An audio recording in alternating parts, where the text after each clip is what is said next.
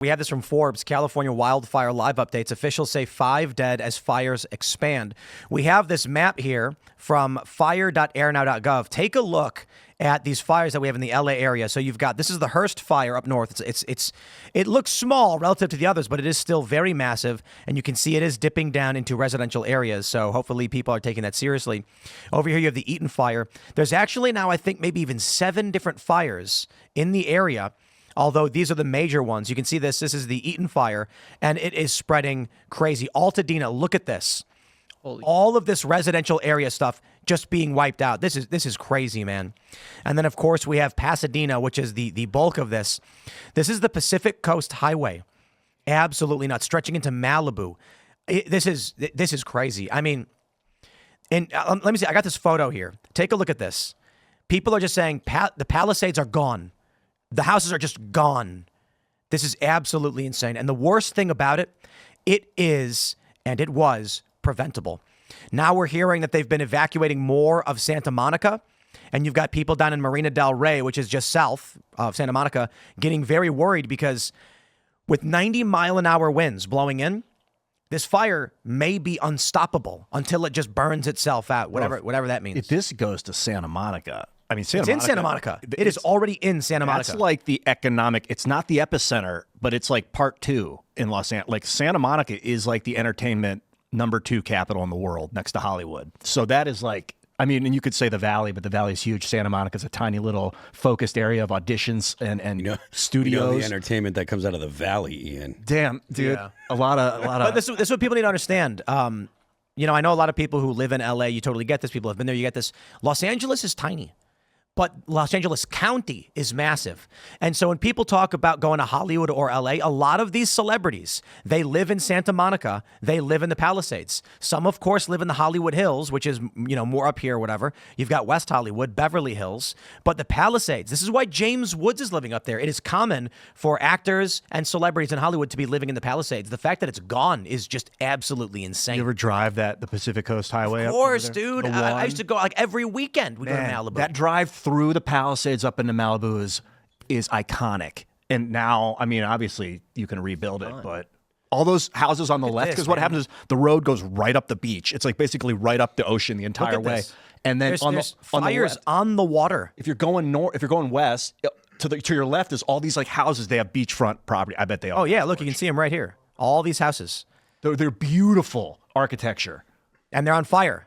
Some of them are on fire, according to the. A lot of them are gone. Left. Right.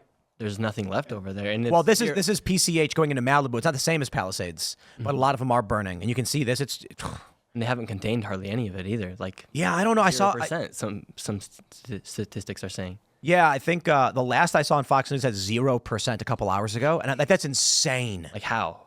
Well, someone tweeted that the humidity was at 0.78. Yep.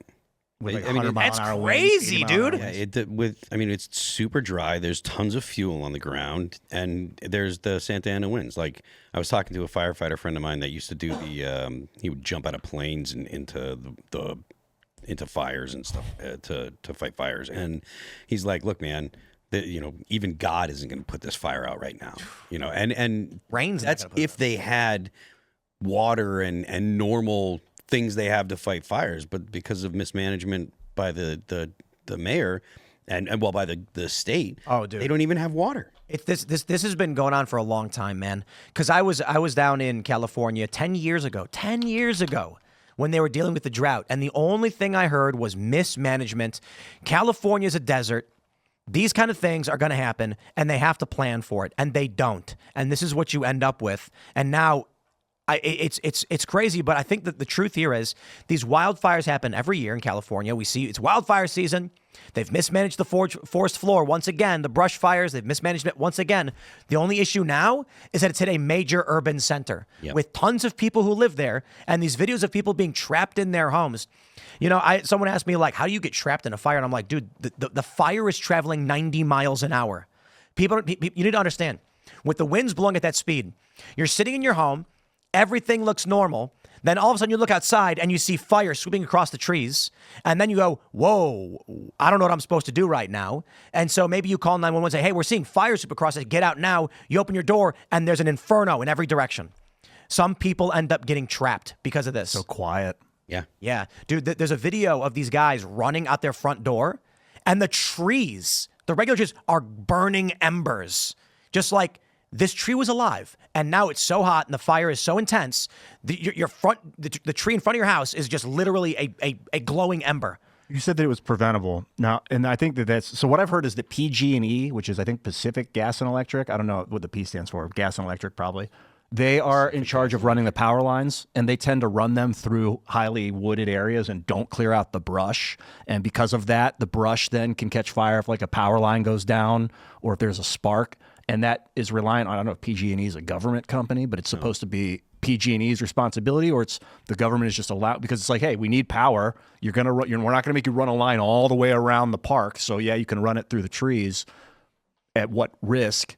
And then now you're saying that also the diversion of the water, which has been going on since at least the early 1900s. That's why they can't fight it. The diversion of the water doesn't really have a lot to do with why it may have started, whether it be PG&E, a PG&E line that broke and Is that what they think caused it? I don't know. I'm only addressing what he had mentioned, which it's possible, completely and totally possible.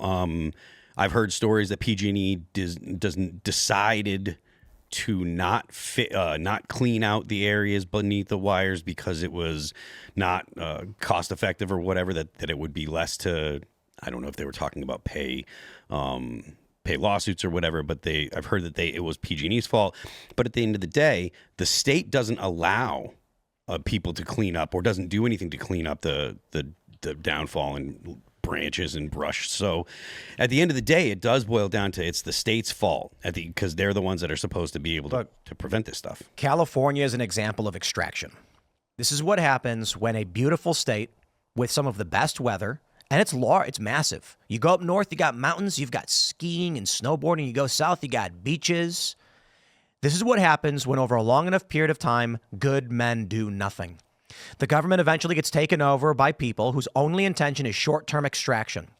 When I was living in Los Angeles, everybody said NIMBY, not in my backyard. So they have what is described as it is the worst homeless crisis for the developed world in Los Angeles. And you'd ask everybody, why can't one of the wealthiest counties in the country do anything about it? Even though they spend $1 billion every year, and it's because the $1 billion goes to what they call the homeless industrial complex, where companies, nonprofits, and manufacturers take the money for themselves, don't solve the problem, and then when it comes to actual either institutionalization or affordable housing, every single well-to-do liberal type in LA goes, not in my backyard. So it never ends up getting done. Over a long enough period of time, as politicians simply extract, they tell you what you want to hear. They pass policies that increase their personal benefit.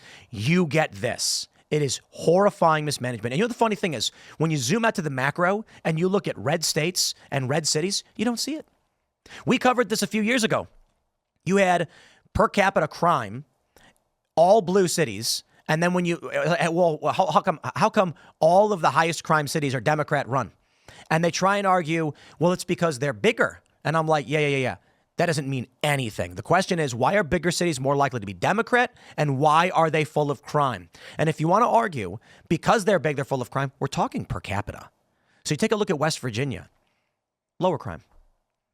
Dark, deep red, regular working class people, crime is lower on average. So I got to tell you, what I see with the Democratic Party, not completely, but leaning towards. You look at a state of California, you don't need me to give you any examples. How is it possible that they don't manage their forest floors, that their fire hydrants ran out of water, the reservoirs weren't refilled, and the mayor is in Africa? Yeah, that is crazy. She's not even there when it's all going on. I mean, I guess she's Africa. Like, what's she doing in Africa? I guess she's flying back, so... And aren't they understaffed on their, firefighters as well? Because they were too concerned about hiring too many white firefighters. 2 years ago, they reported there were too many white firefighters. Whoa. You saw that story? I didn't realize. No, I didn't see that. I didn't realize that there was a DEI. Yeah, here we go. Angle on it. But God, dude, damn. Now, a lot of people on the left, they're saying you can't blame the mayor for being in Africa. No, there was a warning that went out a week ago saying fires were likely. And the mayor was like, I'm out.